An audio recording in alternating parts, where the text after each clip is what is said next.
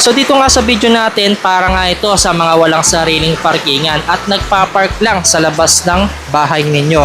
So ito nga pala yung rain cover para sa handlebar natin. At ang pinaka main goal nga nito ay para maproteksyonan yung mga switch at panel natin. At para nga hindi nga masira agad yan. Pangit kasi na nababasa palagi at lalong-lalo na kapag ka nakapark yan magdamag, magmo-moist nga yung sa loob at mag-aasin. So dito nga nakita ninyo medyo masama ang panahon at bumabagyo. At nakita nyo naman, hindi rin nababasa yung pinaka-susian natin.